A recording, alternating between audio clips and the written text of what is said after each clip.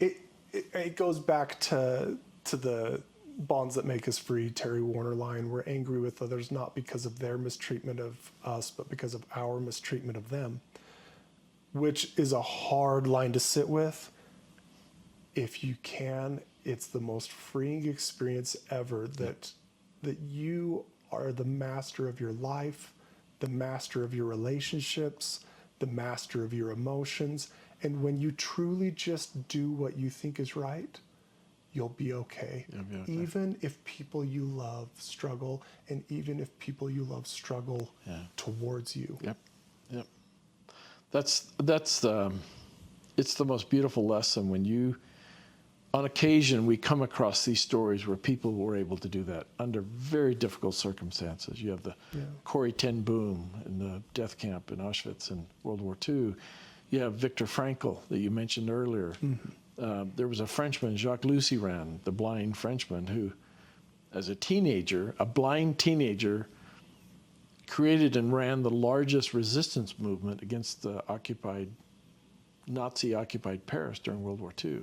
A blind teenager ran that. The same blind teenager was put in Buchenwald, the concentration camp, and as a blind man, made himself so valuable because he spoke 7 languages? Yeah.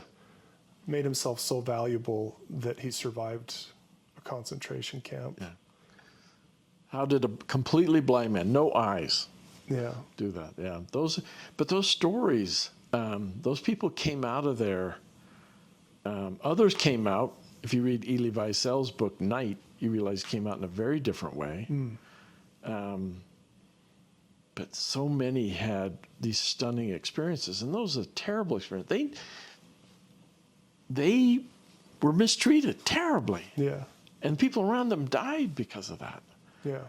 And they still made effort to see the humanity of those individuals and to not hate. There was a book written in the 50s called Return from Tomorrow by George Ritchie. And as a soldier, he had died and had I don't know, what do you call those? Out-of-body life, a death experience, and came back. Near death, thank you. Yeah.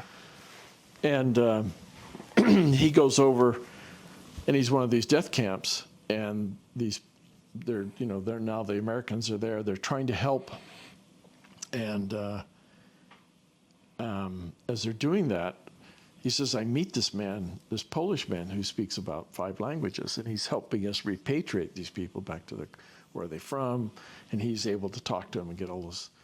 And I look at him, and he says, you, how long have you been in? You haven't been here very long. You look pretty good. And he says, oh, I'm here since 1939, September of 1939. And he says, I got to know him. He told me, he had this Polish name, 7 syllables that he could never remember, but he said, I'm a Jew, and I was captured, my wife and my 4 children, and they lined them up on the roadway and they machine gunned them to death.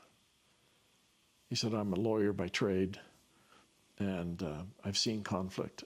And in that moment, as I saw it unfold, I was telling myself, I have to forgive. If I don't, I know how badly my life will become. How horrible my life will become. See, how did he already know that? Because he'd been working as a lawyer with conflict all the time. Yeah. So somehow, but I know lawyers who work with conflict and don't learn that, right? Well, because they didn't do it the way he did it. He knew he could not hate. Let's at least say that much. And he would, and George Ritchie would say, it'd be late and dark, and we're, candles flickering, and the guy would say, oh, we've got time for this next man.